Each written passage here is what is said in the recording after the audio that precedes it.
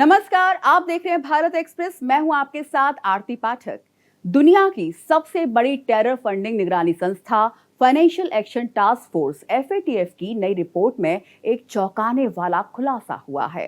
Report के मुताबिक आतंकी संगठन अब ट्रेडिशनल तरीकों की जगह ई-कॉमर्स प्लेटफॉर्म और ऑनलाइन ट्रांजैक्शन सर्विसेज के जरिए फंड जुटा रहे हैं और हथियारों की खरीदारी कर रहे हैं।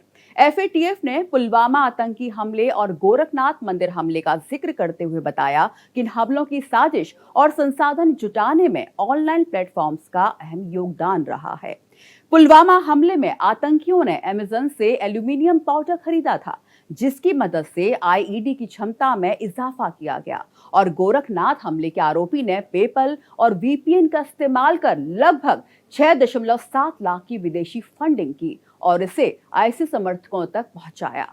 FATF ने बताया कि कैसे ई-कॉमर्स प्लेटफॉर्म और ऑनलाइन पेमेंट सेवाओं का दुरुपयोग आतंकवाद के वित्त पोषण के लिए किया जा रहा है। इसी पर पेश है हमारी एक खास पेशकश, टेरर का नया ट्रेंड।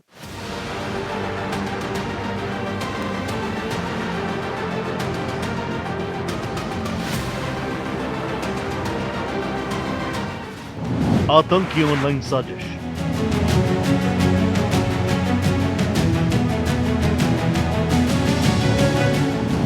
डिजिटल रूट से टेरर फंडिंग।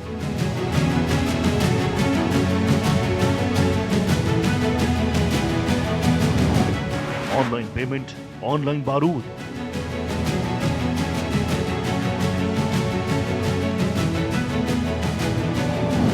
FATF का अलर्ट, रहना होगा सतर्क।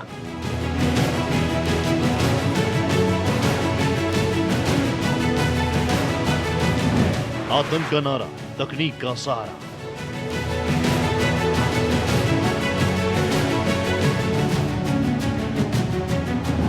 ऑनलाइन काम, छिपी पहचान।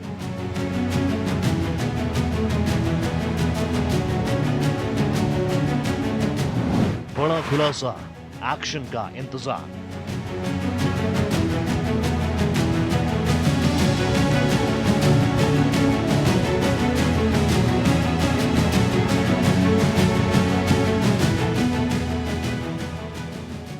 वैश्विक आतंकवाद की फंडिंग पर निगरानी रखने वाली संस्था financial action task force FATF ने अपनी हालिया रिपोर्ट में एक चौंकाने वाला खुलासा किया है।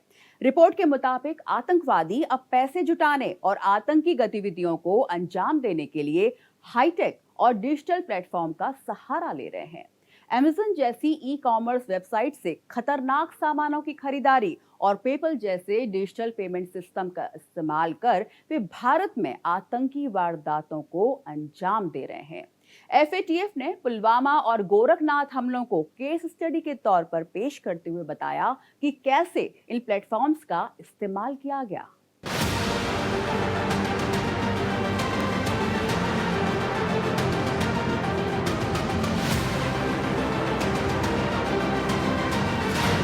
FATF आतंकी फंडिंग बेनकाब। अमेज़न, पेपैल, VPN ये वो ऑनलाइन पेमेंट सर्विसेज हैं जिनका इस्तेमाल आतंकी देश को दहलाने के लिए कर रहे हैं। जी हां, इसका खुलासा दुनिया भर में आतंकी फंडिंग पर नजर रखने वाली संस्था फाइनेंशियल एक्शन टास्क फोर्स ने अपनी रिपोर्ट में किया। इसके लिए बकायदा पुलवामा आतंकी हमला और गोरखनाथ हमले का उदाहरण दिया गया। अमेज़न से खरीदे गए एल्यूमिनियम पाउडर का इस्तेमाल कर पुलवामा हमले में बड़ी तबाही मचाई गई, जबकि गोरखनाथ की घटना में आरोपी ने पेपैल का इस्तेमाल किया। ये अत्यंत खतरनाक है। साफ तौर पे है कि पिछले 10 साल की बात कर रहे, वास्तव में पिछले 15, 20, 25 साल से इसका इस्तेमाल हो रहा है। ऑनलाइन पेमेंट है और VPN दोनों का कॉम्बिनेशन है, बहुत ही ज़्यादा खतरनाक है। हिंदुस्तान को इसका ज्ञान है। हिंदुस्तान ने एक बार ही नहीं, अनेकों बार, डेविड हेडली के समय भी उन्होंने कहा कि VPN का इस्तेमाल हुआ, उसी के माध्यम से उनको फंडिंग मिली। फिर पुलवामा के समय भी उन्होंने कहा जो आतंकवादी थे उनको सारे मनी ट्रांसफ़र VPN के माध्यम से हुआ। उरी के समय भी उन्होंने यही कहा। उन्होंने कहा अनेकों, पठानकोट का भी जिक्र किया, लेकिन जैसे कि मैंने पहले कहा कि दुनिया इसको एक्सेप्ट करने के लिए तैयार नहीं थी। अभी FATF खुद कह रहा है कि जितने भी बड़े टेररिस्ट ऑर्गेनाइजेशन हैं, चाहे वो तहरीक तालिबान पाकिस्तान हो या BLA हो या LET हो या जैश ए मोहम्मद हो या बोको हरम हो या हमास हो या हौथीस हो, सारे के सारे जो है इसी माध्यम को इस्तेमाल करते हैं, क्योंकि बिल्कुल मुश्किल हो जाता है ये पता लगाने के लिए कि पैसा कहाँ से आ रहा है, किधर जा रहा है, क्यों आ रहा है। कुछ हीरोइन बेचते हैं, कुछ और चीज़ें बेचते हैं, और अनेकों तरीकों से पैसा आता है। आईपीएल के माध्यम से पैसा ट्रांसफ़र होता है, क्रिकेट की बेटिंग के माध्यम से पैसा ट्रांसफ़र होता है, रियल एस्टेट जैसे मुंबई जैसे शहरों में उधर उधर इसी के माध्यम से पैसा ट्रांसफ़र होता है उन लोगों को जो वास्तव में आपके देश को नुकसान पहुंचाने की कोशिश करते हैं। ऑनलाइन विस्फोटक की खरीद। एफएटीएफ की इस रिपोर्ट का नाम comprehensive update on terrorist financing risk है। 131 पेज की इस रिपोर्ट में कहा गया कि कैसे आतंकवाद की फंडिंग के तरीके बदल रहे हैं। पुलवामा हमले की साजिश के दौरान आतंकियों ने ई कॉमर्स प्लेटफॉर्म अमेजॉन से एक महत्वपूर्ण केमिकल एल्यूमिनियम पाउडर ईपॉम खरीदा, जिसका इस्तेमाल आईजी इम्प्रोवाइज्ड एक्सप्लोसिव डिवाइसेस बनाने में किया गया। आतंक की दुकान अमेजॉन। 14 फरवरी 2019 को सीआरपीएफ का एक काफिला श्रीनगर जम्मू हाईवे से गुजर रहा था। ट्रक पुलवामा के पास पहुंचा ही था, तभी एक सुसाइड अटैकर 200 किलो विस्फोटक लदी मारुति इको कार लेकर घुस गया। विस्फोट इतना जबरदस्त था कि सुरक्षा बलों को लेकर जा रही 2 बसों के परखच्चे उड़ गए। इसमें 40 जवानों की शहादत हुई थी। एनआईए की जांच में सामने आया कि यह हमला पाकिस्तान के आतंकी संगठन जैश ए मोहम्मद ने करवाया। जांच में यह भी खुलासा हुआ कि हमले में इस्तेमाल किए गए विस्फोटक देश में सीमा पार से लाए गए। सबसे चौंकाने वाली बात यह थी कि हमले में इस्तेमाल हुए बम में जो एल्यूमिनियम पाउडर डाला गया, जो धमाकों को और ज्यादा घातक बनाने के लिए इस्तेमाल हुआ, वो अमेजॉन से ऑनलाइन खरीदा गया। गोरखनाथ मंदिर के हमलावर का विदेशी कनेक्शन। एफएटीएफ के रिपोर्ट में दूसरा उदाहरण यूपी के गोरखपुर में गोरखनाथ मंदिर पर 4 अप्रैल 2022 में हुए हमले का दिया गया। इसमें एक शख्स ने वहां मौजूद सुरक्षा कर्मियों पर धारदार दरांती से हमला किया। इसमें जवान गंभीर रूप से जख्मी हो गया। इस घटना में दोषी शख्स मुर्तजा अब्बासी के पास से पुलिस को मजहबी किताब, धारदार हथियार, उसके मोबाइल और लैपटॉप से जिहादी वीडियो मिले। एफएटीएफ ने इस मामले में पाया कि हमलावर ने विदेशों में पेपैल के जरिए लगभग 6.7 लाख रुपए ट्रांसफर किए। साथ ही उसने वीपीएन का इस्तेमाल करके अपना आईपी एड्रेस छिपाया, अपने ट्रांजैक्शन को गुप्त रखा। इन लेन देन की संदिग्ध गतिविधियों को देखते हुए पेपैल ने इसका अकाउंट बंद कर दिया, जिससे आगे अवैध पैसे का इस्तेमाल रोका जा सके। ये टेक्निक जो है बड़ी खतरनाक है, क्योंकि ये टेक्निक जो है काफ़ी ज़्यादा सिक्योर है। इसमें जो वीपीएन के माध्यम से पैसा भेजता है, एक जो इसकी जितनी भी ट्रांजैक्शन है वो एनक्रिप्टेड होती है, मतलब कोडेड होती है। और जो आईपी का एड्रेस है जिस आदमी को भेज रहा है और जो आदमी रिसीव कर रहा है, उनके एड्रेसेस छुपाए जाते हैं। इनको हैकर्स या गवर्नमेंट एजेंसीज पता लगाने के लिए इनके लिए बहुत ही मुश्किल होता है। ऐसे ये काफ़ी से सिक्योर माध्यम मेथड है जिसका इस्तेमाल किया जाता है वीपीएन एंड ऑनलाइन पेमेंट। इन दोनों का कॉम्बिनेशन जो है, इसका इस्तेमाल बड़े पैमाने पर किया जा रहा है। अगर आपको याद होगा तो हेडली वगैरह ने भी इसी का जिक्र किया था। पेपैल में फंडिंग के तरीके। कोई भी शख्स या कंपनी किसी के पेपैल अकाउंट पर पैसे भेज सकता है। पैसे पेपैल बैलेंस में जमा हो जाते हैं। पैसे को लिंक किए गए बैंक खाते में ट्रांसफर कर सकते। पेपैल का इस्तेमाल ज्यादातर अंतर्राष्ट्रीय लेन देन के लिए होता है, जैसे फ्रीलांसिंग आय, ई कॉमर्स बिक्री या विदेशी क्लाइंट से भुगतान। पेपैल बैंक खाते या क्रेडिट डेबिट कार्ड की जानकारी विक्रेता को नहीं देता। विक्रेता को लेन देन के दौरान केवल आपका पेपैल ईमेल पता दिखता है। एफएटीएफ की रिपोर्ट में यह भी बताया गया है कि आतंकवादी संगठन और उनके सहयोगी आज भी कई तरीकों से पैसा जुटा रहे हैं, जैसे नकदी, हवाला, ऑनलाइन पेमेंट, सोशल मीडिया और crowd funding, cryptocurrency, shell कंपनियां, ट्रस्ट जैसे से। इन तरीकों से आतंकवादी अपने नेटवर्क को चला रहे हैं और हमले करने के लिए पैसे और संसाधन जुटा रहे हैं। एफएटीएफ ने सभी देशों को अलर्ट किया है कि इन खतरों को समझें, अपने कानूनों और सुरक्षा व्यवस्थाओं को मजबूत करें और मिलकर काम करें, ताकि आतंकवाद को फंडिंग पर लगाम लगाई जा सके।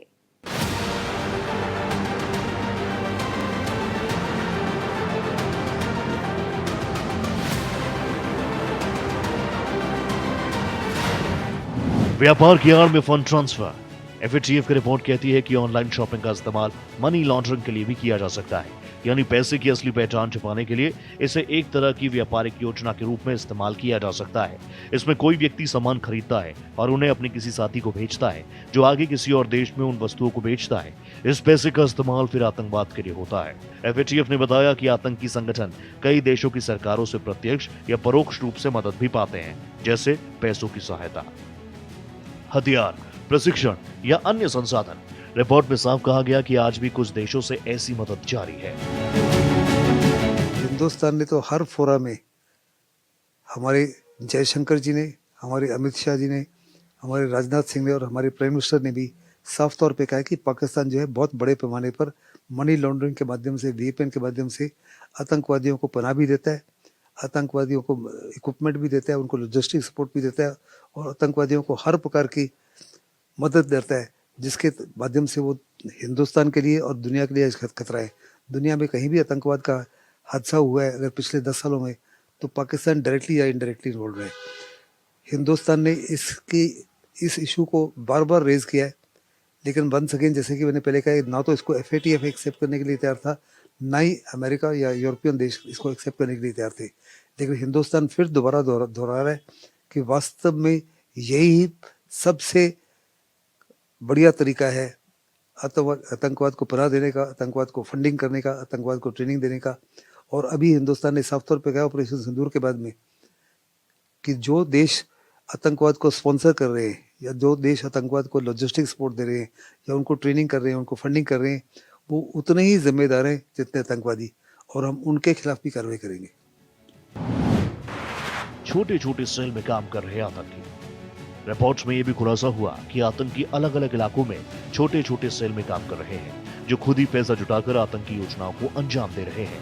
इन सेल्स में शामिल लोग कभी कभी छोटे अपराधों, वैध कमाई या माइक्रो ट्रांजैक्शंस के जरिए पैसा इकट्ठा करते हैं। FATF ने यह भी बताया कि नस्लीय, धार्मिक या राजनीतिक कारणों से हो रहे आतंकी हमलों की पहचान करना मुश्किल हो रहा है, क्योंकि इनमें इस्तेमाल होने वाला पैसा बहुत कम होता है और उसे पकड़ना भी मुश्किल होता है। डिजिटल पेमेंट सिस्टम बन गया खतरा। इसके अलावा FATF का कहना है कि पिछले एक दशक में फिनटेक कंपनीज और डिजिटल पेमेंट प्लेटफॉर्म्स में तेजी से बढ़ोतरी हुई है, जिससे आतंकी संगठनों के लिए इनका इस्तेमाल करना आसान हो गया है। Online wallet, prepaid card, crypto currency और वर्चुअल बैंकिंग के माध्यम से आतंकी बिना जियोग्राफिकल रेंज के पैसे भेज और प्राप्त कर रहे हैं। और तो और आतंकी अब ई-कॉमर्स के जरिए 3D प्रिंटेड हथियार, केमिकल्स और अन्य उपकरण खरीद रहे हैं। इस रिपोर्ट ने दुनिया भर की सरकारों और निजी फिनटेक कंपनियों को वार्निंग दी है कि वो अपनी सुरक्षा प्रणालियों को और मजबूत करें ताकि आतंकी इन प्लेटफॉर्म्स का दुरुपयोग ना कर पाए।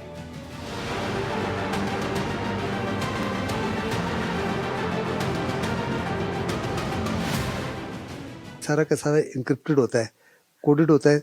आपकी जो पहले ट्रांसमिशन हो रही है, आपका एड्रेस जो है और रिसीवर का एड्रेस है, दोनों को छुपा दिया जाता है। फिर आपका जो कितना पैसा ट्रांसफर हो रहा है वो भी कोडिंग में होता है। आपको बड़ा इम्पॉसिबल हो जाता है पता लगाने के लिए कि आपको कितना पैसा ट्रांसफर हो रहा है, कहाँ से आया और कहाँ जा रहा है। ये सारी की सारी इन्फॉर्मेशन जो है इसको सीक्रेट रखा जाता है और छुपाई जाती है। इसलिए इसको ट्रेस करना बिल्कुल मुश्किल है, क्योंकि आपका ना तो आपका नाम पता है, ना रिसीवर का नाम पता है, ना फिर जिनसे पैसा आ रहा है उनका एड्रेस और उनका नाम भी नहीं पता। तो ऐसे में बहुत ही मुश्किल हो जाता है गवर्नमेंट एजेंसीज को या हैकर्स को, प्राइवेट हैकर्स को अगर इस्तेमाल किया जाए, उनको पता लगाना कि वास्तव में ये पैसे का कहाँ से आ रहा है और किधर जा रहा है। FATF ने सदस्य देशों को दी चेतावनी। FATF ने सदस्य देशों को चेतावनी दी कि उन्हें VPN, P2P पेमेंट और ई-कॉमर्स गतिविधियों पर सख्त निगरानी रखनी होगी, क्योंकि ये अब आतंकियों के लिए सस्ते, तेज और कम ट्रेस होने वाले रास्ते बन चुके हैं। FATF ने यह भी बताया कि कुछ देशों की सरकारें आतंकियों को सीधे या परोक्ष रूप से फंडिंग, ट्रेनिंग और लॉजिस्टिक सपोर्ट दे रही है। भारत ने लंबे समय से पाकिस्तान पर इस तरह के आरोप लगाए हैं। FATF ने की थी पहलगाम हमले की निंदा। जून 2025 में FATF ने जम्मू कश्मीर के पहलगाम में हुए आतंकी हमले की निंदा की और सभी देशों से आतंकी फंडिंग रोकने की अपील की। इसके बाद भारत ने FATF को पाकिस्तान को दोबारा ग्रे लिस्ट में डालने की अपील की। भारत का आरोप है कि पाकिस्तान से हो रही फंडिंग के कारण ही सीमा पार से आतंकी गतिविधियां चल रही हैं। भारत की चिंता और पाकिस्तान पर आरोप। भारत ने लंबे समय से आरोप लगाया कि पाकिस्तान आतंकवादियों को शरण, संसाधन और वित्तीय सहायता देता है। FATF के रिपोर्ट के मुताबिक भारत की इस चिंता को अंतर्राष्ट्रीय स्तर पर और बल मिला। भारत का मानना है कि पाकिस्तान को एफएटीएफ ग्रे लिस्ट में बरकरार रखना जरूरी है ताकि आतंकी फंडिंग पर वैश्विक दबाव बना रहे।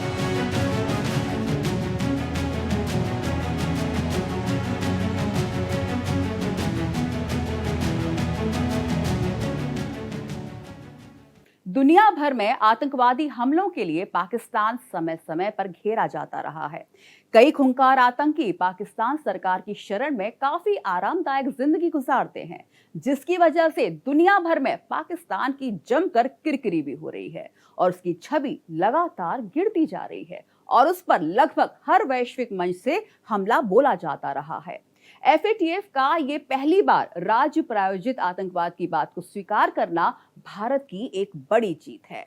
वहीं इससे पाकिस्तान की परेशानी बढ़नी बिल्कुल तय है और इस खुलासे ने पाकिस्तान पर फिर से सवाल उठाए हैं और भारत अब इसे एफएटीएफ की ग्रे लिस्ट में वापस लाने की कोशिश कर रहा है। अगर ऐसा होता है कि पीएम शहबाज शरीफ और आर्मी चीफ आसिम मुनीर की मुश्किलें बढ़नी तय है। देखिए ये खास रिपोर्ट।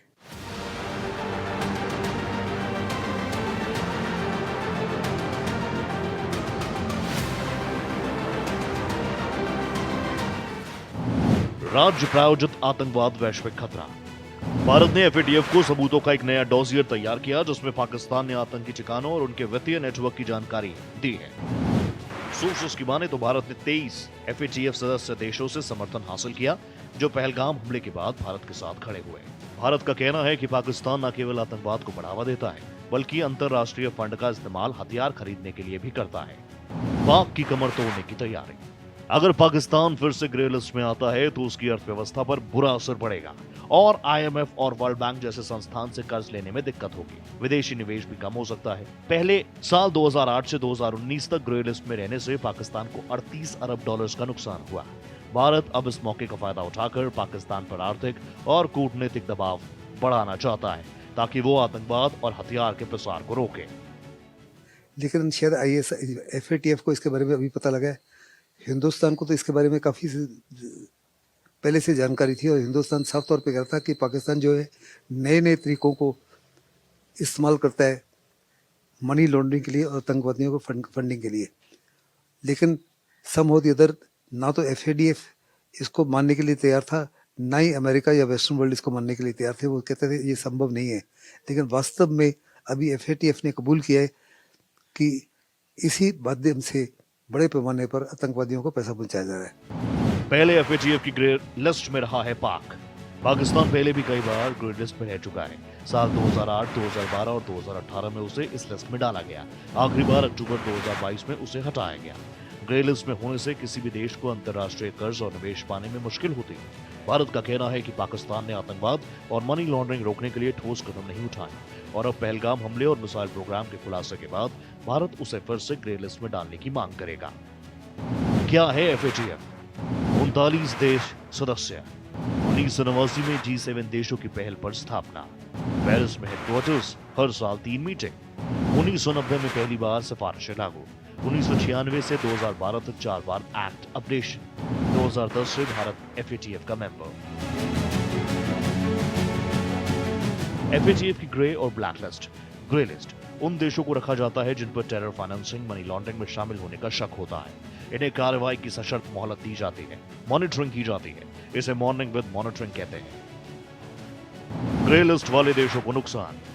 देशों को किसी भी इंटरनेशनल मॉनेटरी बॉडी या देश से कर्ज लेने के पहले बेहद सख्त शर्तों को पूरा करना पड़ता है। ज्यादातर मामलों में कर्ज नहीं मिलता। ट्रेड में भी दिक्कत होती है।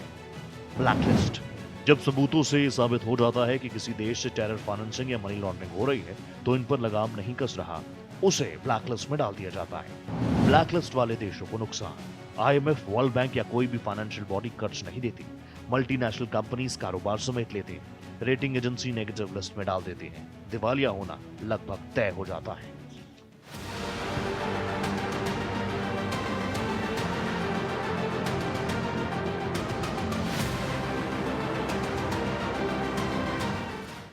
पाकिस्तान अक्सर कोई ना कोई नापाक साजिश रचकर भारत को घेरने की कोशिश में जुटा रहता है। लेकिन पाकिस्तान के भीतर ये हाल है कि वहां इतनी आबादी पाकिस्तान से अलग होना चाहती है कि अगर वो अलग हो जाए तो पाकिस्तान शायद कुछ अदद किलोमीटर ही बचा रह जाएगा।